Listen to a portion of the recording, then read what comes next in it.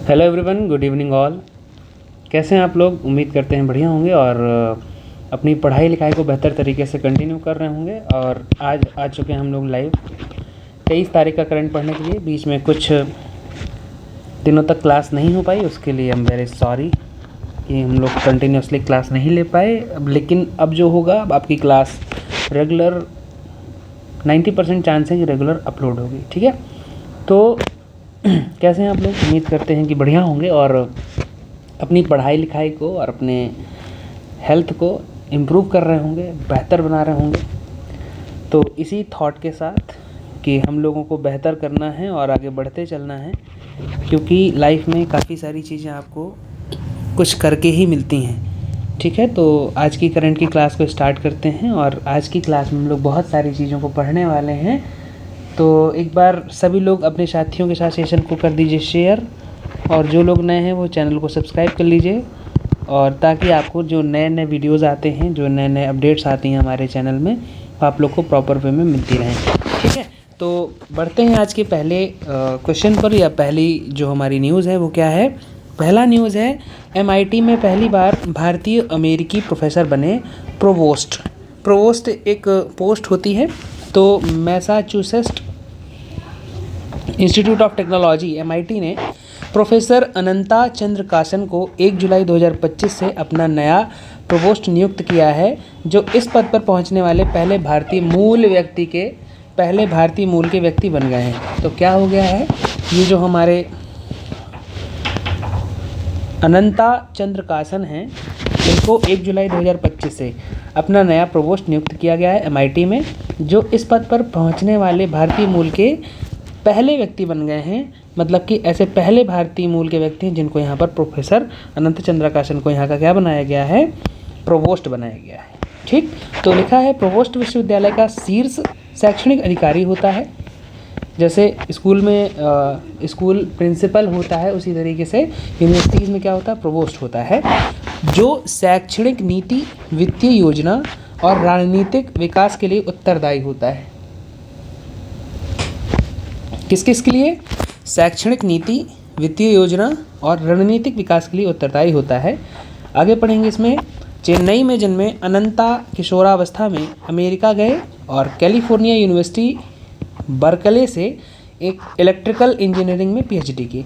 तो इन्होंने PhD कर रखी है, और इस बात को ध्यान रखना है कि इन्होंने PhD कर रखी है। तब तक एक बेसिक बहुत ही छोटी सी जानकारी आप लोग कमेंट करके बताइएगा, PhD का फुल फॉर्म क्या होता है। ठीक है, अगर आप लोग को कमेंट में आंसर पता हो तो ज़रूर आंसर करिएगा कमेंट में कि इसका आंसर क्या हो सकता है। ठीक है, बढ़ते हैं नेक्स्ट सेकंड नंबर पर। सेकंड नंबर का क्वेश्चन या सेकंड नंबर की स्टोरी या आज की जो न्यूज़ है वो क्या है। साहित्य अकादमी युवा पुरस्कार 2025 में नामों की घोषणा हुई है। साहित्य अकादमी पुरस्कार आप लोग को आइडिया होगा, मिलते हैं समय समय पर, वितरित किए जाते हैं, और 2025 के लिए इनके नामों की घोषणा हो चुकी है। तो आगे बढ़ते हैं इसमें। साहित्य अकादमी ने युवा पुरस्कार 2025 के विजेताओं की घोषणा की है, जो 35 वर्ष से कम उम्र के युवा लेखकों को उनकी रचनात्मक और विश्लेषणात्मक लेखनी के लिए प्रदान किया जाता है। क्यों प्रदान किया जाता है? 35 वर्ष से कम उम्र के युवा लेखकों को उनकी क्रिएटिविटी और विश्लेषणात्मकता की, मतलब आप किसी भी चीज़ को कितना अच्छे से एक्सप्लेन कर पा रहे हैं, कितना बेहतर ढंग से समझा पा रहे हैं, अगर आप उसमें कुछ ना कुछ नया करते रहते हैं तो उसके लिए आपको क्या मिलता है? साहित्य अकादमी युवा पुरस्कार। यह पुरस्कार कविता, उपन्यास, लघु कथा, आलोचना, महाकाव्य और निबंध जैसी विधाओं में साहित्यिक योगदान को मान्यता देता है। किस किस को देता है ये? कविता में, उपन्यास में, लघु कथा में, आलोचना में, महाकाव्य, निबंध जैसी विधाओं में साहित्यिक योगदान को मान्यता देता है। अगर आप किसी ऐसे टॉपिक में राइटिंग कर रहे हैं जो कविता है, उपन्यास है, लघु कथा है, या किसी को क्रिटिसाइज़ कर रहे हैं, क्रिटिक्स लिख रहे हैं, आलोचना कर रहे हैं, या महाकाव्य और निबंध जैसी साहित्यिक विधाओं में योगदान दे रहे हैं, तो आपको इसमें मान्यता प्रदान की जाएगी। इसकी शुरुआत 2011 में हुई थी और इसे संस्कृति मंत्रालय के अधीन साहित्य अकादमी द्वारा संचालित किया जाता है। एक इसमें इम्पॉर्टेंट ये समझ के चलिएगा कि साहित्य अकादमी पुरस्कार तो खैर ठीक है, दिया ही जा रहा है, इसको किस मंत्रालय के तहत दिया जाता है, तो ये मंत्रालय कौन सा है? संस्कृति मंत्रालय। किस मंत्रालय के तहत दिया जाता है? संस्कृति मंत्रालय के तहत ये अवार्ड्स दिए जाते हैं, तो ये याद रखिएगा। और इसके भी अंदर किससे दिया जाता है? तो साहित्य अकादमी द्वारा दिया जाता है। संस्कृति मंत्रालय के अंदर एक साहित्य अकादमी है, और ये साहित्य अकादमी जो है वो क्या क्या देती है? साहित्य अकादमी युवा पुरस्कार। ठीक, यहाँ तक की बातें हो गई, 2 बातें हो गई हम लोगों की। आप लोगों से तब तक क्वेश्चन यही रहेगा, पीएचडी का फुल फॉर्म आप लोग कमेंट करिएगा। अगर आपको नहीं आता है तो गूगल करके भी कमेंट कर सकते हैं। पढ़ते हैं 3rd नंबर की न्यूज़ पर। 3rd नंबर की न्यूज़ क्या है? एयरटेल और जियो ने स्पेस एक्स के साथ हाथ मिलाया, स्टारलिंक को भारत में लाइसेंस मिला। तो 2 बातें हुई हैं। पहला, एयरटेल और जियो हमारी बहुत ही हाईलाइटेड कंपनीज़ हैं जो हमको मोबाइल सर्विस प्रोवाइड करती हैं या हम लोग को बात करने के लिए सुविधा प्रदान करने का काम। ये दोनों बड़ी नामी गिरामी कंपनियां हैं। अन्य कंपनियां भी हैं जैसे वीआई हो गया और बीएसएनएल हो गया। तो इन्होंने, एयरटेल और जियो ने स्पेस एक्स के साथ हाथ मिलाया है और स्टारलिंक को भारत में लाइसेंस मिल गया है। ठीक है, तो एलन मस्क की कंपनी स्पेस एक्स को भारत में स्टारलिंक सैटेलाइट इंटरनेट सेवा के लिए आधिकारिक लाइसेंस मिल गया है। इसकी घोषणा केंद्रीय संचार मंत्री ज्योतिरादित्य सिंधिया ने की है। तो कुल मिला के जो एलन मस्क भैया हैं, इनकी एक कंपनी है स्टारलिंक, और ये क्या करते हैं? सैटेलाइट के थ्रू इंटरनेट प्रोवाइड करने की बात करते हैं। तो इनको लाइसेंस मिल गया है। स्टारलिंक एक LEO आधारित सैटेलाइट ब्रॉडबैंड सेवा है, ठीक है, जो हाई स्पीड और लो लेटेंसी इंटरनेट प्रदान करती है। यह निर्णय ग्विन शॉर्टवेल और मंत्री सिंधिया की बैठक के बाद लिया गया है। तो इनके एलन मस्क के जो प्रेजेंटेटर होंगे उनके बीच और हमारे केंद्रीय संचार मंत्री ज्योतिरादित्य सिंधिया के बीच बैठक हुई, और उसके बाद ये निर्णय लिया गया है कि आपको यहाँ पर हम लोग लाइसेंस प्रोवाइड कर रहे हैं। तो ये 3 बातें आज की क्लास में अभी तक हुई। बढ़ते हैं चौथी बात पर। चौथी बात क्या है? गूगल ने हैदराबाद में लॉन्च किया पहला Asia Pacific hub.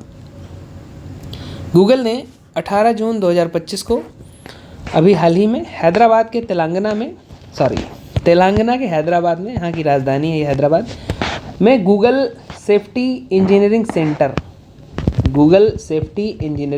System GSES centre, system नहीं, यहाँ पर सेंटर रखेंगे, Google safety engineering centre GSEC India का उद्घाटन किया, जो भारत और एशिया प्रशांत क्षेत्र का पहला और विश्व का चौथा।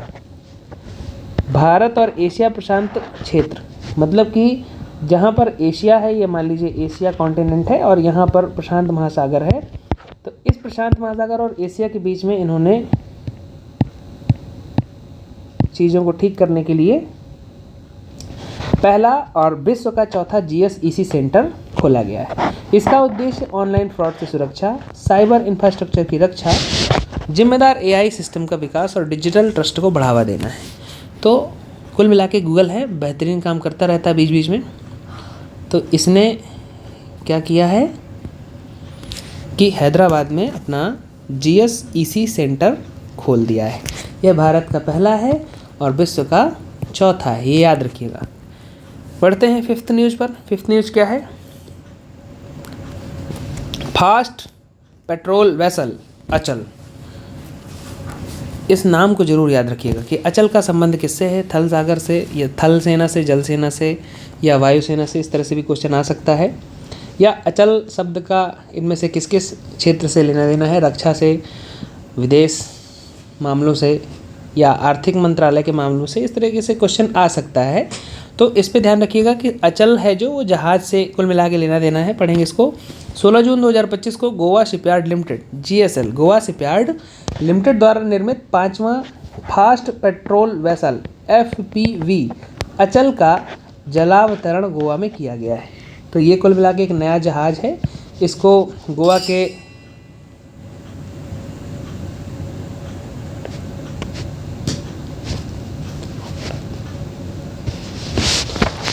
कहाँ से शिपयार्ड से इसको क्या किया गया है? जलावतरण किया गया, यानी इसको क्या कर दिया गया है? समुद्र में उतार दिया गया है। यह भारतीय तटरक्षक बल के लिए बनाए जा रहे 8 FPV फास्ट पेट्रोल वेसल की श्रृंखला का हिस्सा है। मतलब 8 बनाए जाने हैं, उसमें से एक ये है। पोत को अमेरिकन ब्यूरो ऑफ शिपिंग और इंडियन रजिस्टर ऑफ शिपिंग की से दोहरा प्रमाणन प्राप्त है, यानी कि ये अमेरिकन ब्यूरो ऑफ शिपिंग और इंडियन रजिस्टर ऑफ शिपिंग, इन दोनों से ये क्या है, ये प्रमाणित है। इसकी लंबाई 52 मीटर, चौड़ाई 8 मीटर और विस्थापन 320 टन है। ठीक है। यह कंट्रोल्ड पिच प्रोपेलर प्रणाली द्वारा 27 नॉट्स की गति तक पहुंच सकता है। तो इसमें कुछ ऐसी टेक्नोलॉजी लगी हैं जो इसको 27 नॉट्स तक की गति को पहुंचाने में मदद करता है। एक चीज़ आप लोग याद रखिएगा, या एक चीज़ एडिशनल हम इसमें बता देते हैं कि जैसे हम लोग ज़मीन में होते हैं तो कहीं जा रहे होते हैं तो ऐसा कहते हैं कि जैसे मान लीजिए आप किसी शहर में रहते हैं, दिल्ली में, सॉरी ये ओडी लगने लग गया, आप दिल्ली में रहते हैं और दिल्ली से पूछे कोई कानपुर की दूरी कितनी है, तो आप बताएंगे 600 किलोमीटर है, या हो सकता है 750 किलोमीटर है, या आप ही मान लीजिए कि आपके घर से आपके कॉलेज से डिस्टेंस कितनी है, तो आप इसको बताएंगे 3 किलोमीटर है या 10 किलोमीटर है या x किलोमीटर है। तो कुल मिलाकर के हम बताते हैं जो वो किलोमीटर में बताते हैं। लेकिन अगर हम समुद्र में नापें कि अगर आपको इस वाले समुद्र से यहाँ तक जाना है, तो इस दूरी को हम लोग किलोमीटर में नहीं नापते हैं। इस दूरी को किलोमीटर में नहीं नापते हैं, किस में नापते हैं, इसको नापते हैं नॉटिकल माइल्स में। किस में नापते हैं? नॉटिकल माइल्स में। तो अब अगर ये बात हमने आपको बताई है, आपको पता है, तो एक नॉटिकल माइल में कितने किलोमीटर होते हैं ये बताइएगा। हमें लगता है 1.8 किलोमीटर बराबर 1 नॉटिकल माइल होता है। तो इसको एक बार कंफर्म कर लीजिएगा, ये एक एडिशनल चीज़ थी, आप लोग को बेसिक आइडिया होना चाहिए इस चीज़ का, और अगर नहीं है तो एक बार देख लीजिएगा। ठीक है, बढ़ते हैं 6वीं न्यूज़ पर। 6वीं न्यूज़ क्या है? IIT मद्रास में आयोजित होगी प्रथम TTDF संगोष्ठी 2025। क्या होने जा रहा है? IIT मद्रास में आयोजित होगी प्रथम TTDF संगोष्ठी 2025। पढ़ते हैं इसको। डिपार्टमेंट ऑफ टेलीकम्युनिकेशन इसके द्वारा इसका हम लोगों ने उद्घाटन किया है, या इसका हम लोगों ने इनॉग्रेशन किया है।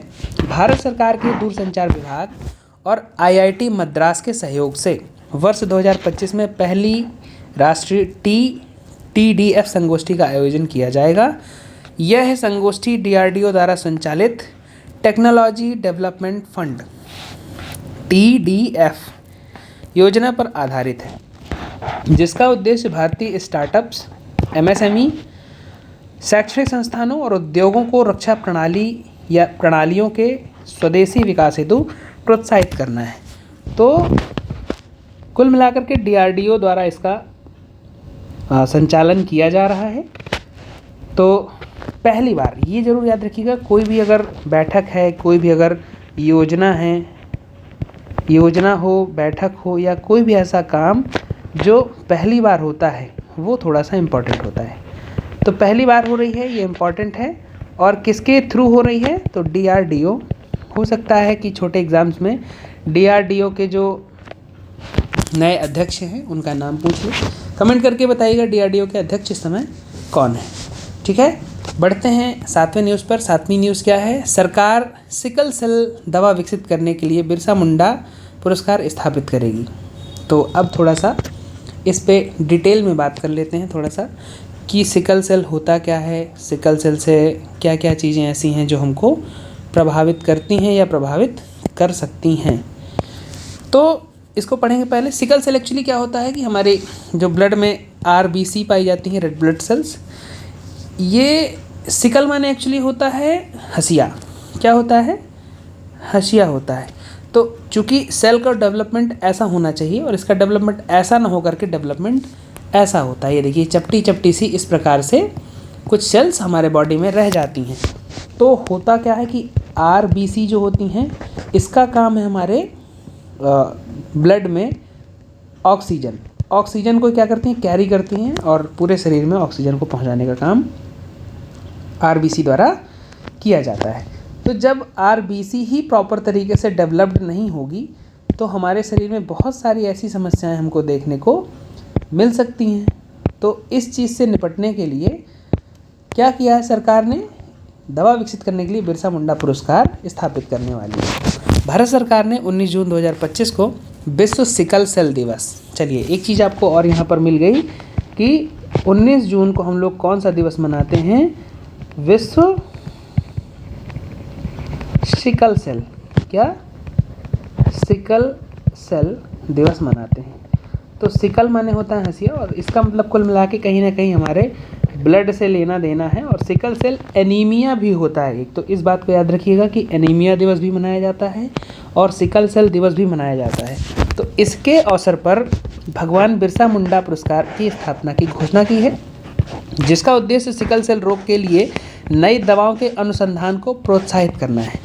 मतलब कि सरकार चाहती है कि कुछ हमारे ऐसे चीज़ें डेवलप हो जाएं जिससे सिकल सेल को हम लोग जड़ से समाप्त कर पाएँ। तो इसके लिए क्या किया गया है, सिकल सेल को विकसित करने के लिए, दवा को विकसित करने के लिए बिरसा मुंडा पुरस्कार की स्थापना की जा रही है। इस पुरस्कार की घोषणा केंद्रीय जनजातीय मामलों के राज्य मंत्री दुर्गा दास उइके ने एम्स दिल्ली में की है। ठीक है, होपफुली आप लोगों को एम्स का फुल फॉर्म पता होगा। आज आप लोग को लग रहा होगा कि सर आज बहुत सारी इधर उधर की चीज़ें भी बता रहे हैं, तो ये चीज़ें क्या हैं कि आपके एग्ज़ाम में कभी भी कहीं से भी आ जाती हैं। तो इस चीज़ को ये मत समझिएगा कि सर बोर कर रहे हैं या इधर उधर की चीज़ें आज ज़्यादा बता रहे हैं। तो सबसे पहले तो आपको all India institute of medical science AIIMS का फुल फॉर्म पता होना चाहिए, है ना। All India institute of medical sciences, ठीक। तो ये है, तो किसने किया है, केंद्रीय जनजातीय मामलों के राज्य मंत्री। जनजातीय मामलों के राज्य मंत्री कौन है, दुर्गा दास उइके ने एम्स दिल्ली में की। पुरस्कार के तहत चयनित अनुसंधान प्रस्ताव को 10 करोड़ तक की सहायता दी जाएगी। मतलब कोई अगर अनुसंधान रिसर्च सेंटर है, वो कहता है कि हम ज़्यादा अच्छी दवा इसमें बना सकते हैं या कुछ ऐसा है कि इसमें ज़्यादा अच्छा इम्प्रूवमेंट हम कर सकते हैं, तो उसको 10 करोड़ तक की सहायता सरकार के द्वारा प्रदान की जाएगी। तो ये रहा सिकल सेल वाला। तो सिकल सेल में होपफुली काफ़ी सारी चीज़ें हो गई हैं।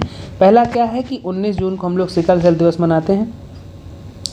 सिकल सेल के लिए 10 करोड़ रुपए, मतलब दवा बनाने के लिए 10 करोड़ तक की सहायता प्रदान की जाएगी। इसकी घोषणा किसने की है, जनजातीय मामलों के राज्य मंत्री दुर्गा दास जी ने। कहाँ पर की है, एम्स दिल्ली में की है। एम्स का फुल फॉर्म क्या होता है, ऑल इंडिया इंस्टीट्यूट ऑफ क्या, मेडिकल साइंसेस, ठीक है। All India institute of medical sciences इसका फुल फॉर्म होता है, ठीक। बढ़ते हैं 8वीं न्यूज़ पर, और 8वीं न्यूज़ क्या कहती है, 8वीं न्यूज़ कह रही है अंतर्राष्ट्रीय ओलंपिक दिवस 2025। अब देखिए तीसरे दिवस की बात भी आ जाती है। आज हम लोगों ने पूरी क्लास के अंदर 3 दिवस समझे हैं, तो अभी हम लोग लास्ट में समराइज़ करेंगे। 23 जून 2025 को अंतर्राष्ट्रीय ओलंपिक दिवस मनाया जा रहा है। चूँकि हम लोग क्लास डिले अपलोड कर रहे हैं, इसलिए डेट आज की कुछ और भी हो सकती है, लेकिन क्या है, 23 जून 2025 को अंतर्राष्ट्रीय ओलंपिक दिवस मनाया जा रहा है, जो खेलों के माध्यम से वैश्विक एकता, खेल भावना और मित्रता को बढ़ावा देने के उद्देश्य से मनाया जाता है। इंटरनेशनल ओलंपिक कमेटी की स्थापना 1894 में पियरे डी कुबर्टिन ने की थी, ठीक है। कब मनाया जा रहा है, 23 जून को। इंटरनेशनल ओलंपिक डे यानी कि अंतर्राष्ट्रीय ओलंपिक दिवस कब मनाते हैं, 23 जून को मनाते हैं। क्यों मनाते हैं, ताकि वैश्विक एकता, खेल की भावना और मित्रता को बढ़ावा मिले। इसके अलावा इंटरनेशनल ओलंपिक कमेटी की स्थापना जो थी वो 1894 में किसने की थी, पियरे डी कुबर्टिन ने। किसने की थी, यहाँ पर लिख लेते हैं, पियरे डी कुबर्टिन ने, इन्होंने इसकी स्थापना की थी, ठीक है। पहला ओलंपिक दिवस 1948 में मनाया गया। तो कब से मनाते चले आ रहे हैं, 1948 से हम लोग ओलंपिक दिवस को मनाते चले आ रहे हैं। यह दिवस मूव, लर्न और डिस्कवर जैसी 3 स्तंभों पर आधारित है। किस पर आधारित है? मूव, लर्न और डिस्कवर। इतनी बातें हो गई। तो पहला दिवस हमने कब मना लिया? 23 जून को ओलंपिक दिवस, 19 जून को सिकल सेल दिवस, ठीक है। और एक दिवस हमने अभी और मनाया है, उसको भी एक बार समझ लेते हैं। क्या था वो हमने दिवस जो मनाया था? उसको देख लेते हैं कहाँ है, कहाँ चला गया।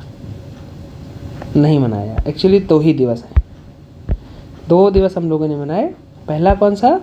पहला 23 जून को सिकल सेल दिवस और 19 जून को, सॉरी गलत बोल गया मैं, 19 जून को सिकल सेल दिवस और 23 जून को अंतर्राष्ट्रीय ओलंपिक दिवस। तो याद रखने वाली बात यह है कि एक हमने 19 जून को दिवस मनाया, कौन सा? सिकल सेल दिवस, और एक मनाया 23 जून को, यानी कि 4 दिन बाद, कौन सा? Olympic day.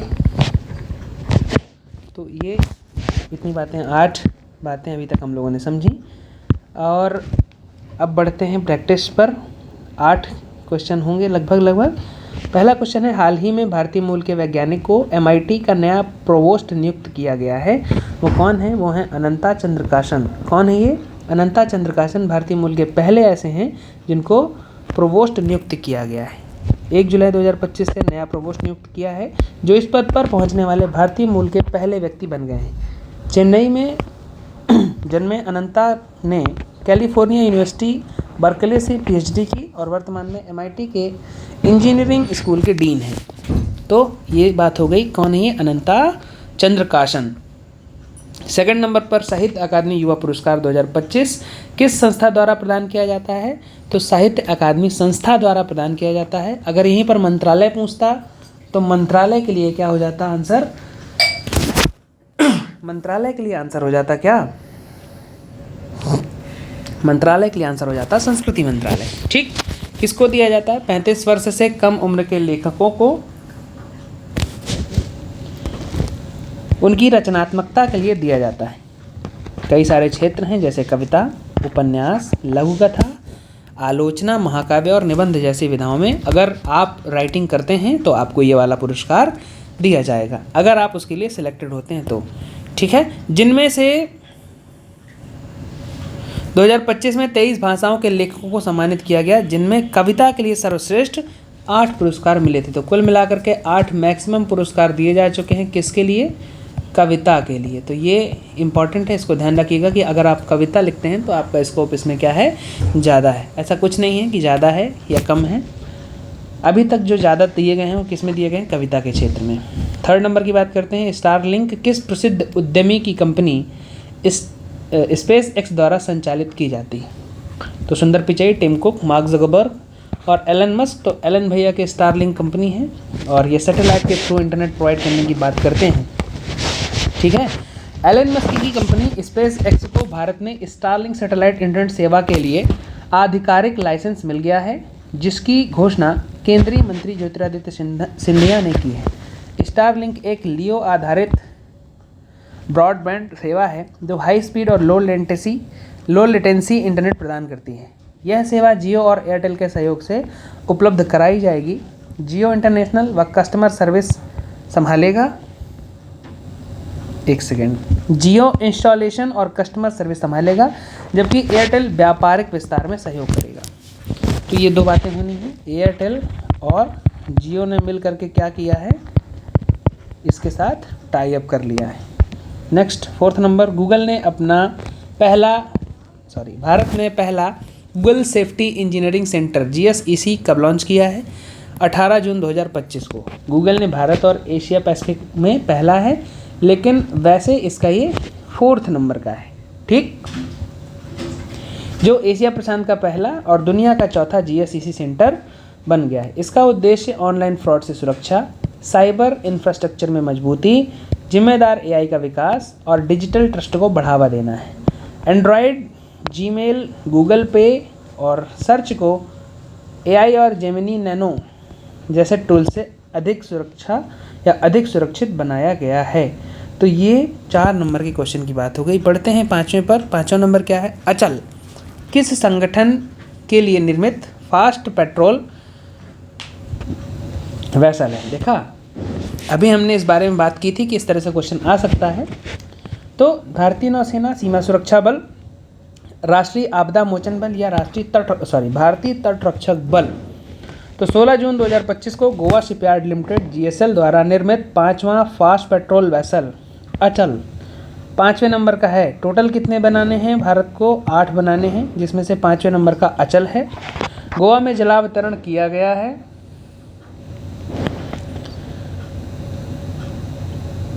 यह भारतीय तटरक्षक बल के लिए बनाए जा रहे 8 FPVs की श्रृंखला का हिस्सा है। 52 मीटर लंबे 320 टन वजनी इस पोत को अमेरिकन ब्यूरो ऑफ शिपिंग और इंडियन रजिस्टर ऑफ शिपिंग से प्रमाणन प्राप्त हो चुका है। ठीक, बढ़ते हैं 6 नंबर पर। पहली TDF संगोष्ठी 2025 कहाँ आयोजित हो रही है? तो IIT मद्रास, दिल्ली, DRDO मुख्यालय या IIT कानपुर। तो IIT मद्रास में इसका क्या हो रहा है? IIT मद्रास में इसको आयोजित किया जा रहा है। ठीक, बढ़ते हैं 7वें नंबर पर। भगवान बिरसा मुंडा पुरस्कार किस बीमारी के उपचार हेतु अनुसंधान को प्रोत्साहित करने के लिए शुरू किया गया है?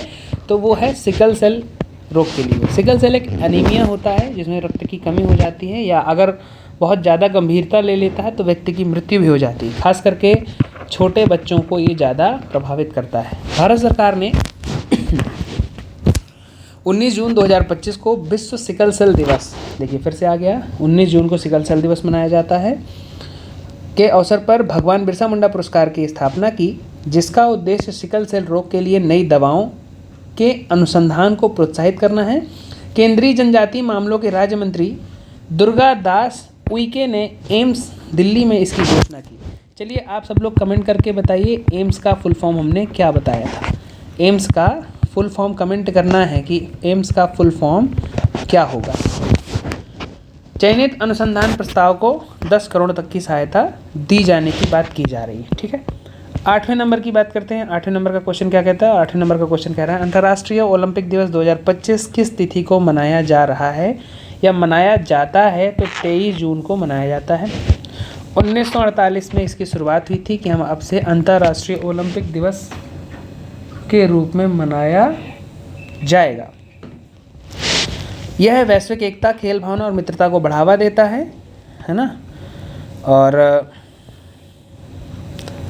यह मूव, लर्न, डिस्कवर जैसे 3 स्तंभों पर आधारित है। तो ये हो गई 8 बातें, और इन्हीं 8 बातों की एक बार थोड़ा सा क्विक रिवीजन कर लेते हैं, 2 मिनट लगेगा। पहला क्वेश्चन क्या था? हाल ही में भारतीय मूल के वैज्ञानिक को MIT का प्रोवोस्ट नियुक्त किया गया है, तो किनको? अनंता चंद्रकाशन को। सेकंड नंबर, साहित्य अकादमी युवा पुरस्कार 2025 किस संस्थान द्वारा चलाया जाता है? तो साहित्य अकादमी मंत्रालय, पूछता तो संस्कृति मंत्रालय। नेक्स्ट, स्टारलिंक किस व्यक्ति की कंपनी है? तो एलन मस्क की कंपनी है। गूगल ने अपना पहला Google safety engineering centre GSEC 18 जून को लॉन्च कर दिया है। 5th नंबर की बात करते हैं। अचल किस संगठन के लिए निर्मित फास्ट पेट्रोल वेसल है? भारतीय तटरक्षक बल के लिए। 6th नंबर, पहली TTDF संगोष्ठी 2025 कहाँ हो रही है? IIT मद्रास में। ठीक है। 7वें नंबर पर भगवान बिरसा मुंडा पुरस्कार किस बीमारी के लिए दिया जाने वाला है? तो सिकल सेल के लिए। 19 जून को हम लोग सिकल सेल दिवस मनाते हैं। और अंतर्राष्ट्रीय ओलंपिक दिवस 2025 की तिथि को मनाया जा रहा है, तो ये हो गया 23 जून को। तो यहाँ तक बात हुई, हमने 8 क्वेश्चंस पढ़े और 8 न्यूज़ पढ़ी। आज के लिए 8 क्वेश्चंस आई थिंक इनफ हैं। थोड़ा सा वन लाइनर पे फोकस कर लेते हैं। गूगल का GSEC सेंटर तेलंगाना में लग रहा है। और भारत में स्टारलिंक को लाइसेंस किस मंत्री ने दिया है? तो ज्योतिरादित्य सिंधिया जी ने दिया हुआ है ना। चलिए 3rd नंबर पर बात करते हैं। प्रोफेसर अनंता चंद्रकाशन ने निम्न में से कौन सा कार्यक्रम महिला शोधार्थियों के लिए आरंभ किया है? ये एक नई बात है जो अभी तक हम लोगों ने नहीं पढ़ी है। तो महिला शोधार्थी मतलब अगर कोई फीमेल हैं जो रिसर्च कर रही हैं, उनके लिए कौन सा प्रोग्राम या कार्यक्रम आरंभ किया है? तो राइजिंग स्टार्स किस नाम से है? राइजिंग स्टार्स नाम से इनका प्रोग्राम है, जो खास करके फीमेल्स के लिए या फीमेल रिसर्चर्स के लिए बनाया गया है। ठीक, GSEC किस भारतीय मंत्री ने उद्घाटित किया है? तो तेलंगाना के मुख्यमंत्री ए रेवंत रेड्डी ने। किन्होंने किया है? ए रेवंत रेड्डी जी ने किया, जो तेलंगाना के मुख्यमंत्री हैं इस समय, उन्होंने ही इसका क्या किया है? उद्घाटन किया है। युवा पुरस्कार 5th नंबर की बात करेंगे। युवा पुरस्कार या साहित्य युवा पुरस्कार 2025 के तहत हिंदी भाषा के लिए किस रचना को चुना गया है? तो इस रचना का नाम है क्या? फिर उगना, राइज अगेन। चलिए 6th नंबर की बात करते हैं। 6th नंबर क्या है? भारतीय या राष्ट्रीय सिकल सेल मिशन किस शहर में लॉन्च हुआ है? तो ये शहडोल में लॉन्च हुआ है। कमेंट करके बताइए शहडोल कहाँ पड़ता है, किस स्टेट में शहडोल नामक जगह है या जिला है। नेक्स्ट है Siddharth the boy who become the Buddha. Siddharth the boy who become the Buddha नामक अंग्रेजी उपन्यास के लेखक कौन है? अद्वैत कोलारकर। कौन है? अद्वैत कोलारकर हैं। ठीक है। आप लोगों को अगर आपने इतिहास बहुत अच्छे से पढ़ा है या नहीं भी अच्छे से पढ़ा है, थोड़ा बहुत भी अगर आपने इतिहास पढ़ रखा होगा, तो ये जो हमारे गौतम बुद्ध हुए हैं, ये लोग क्या करते थे?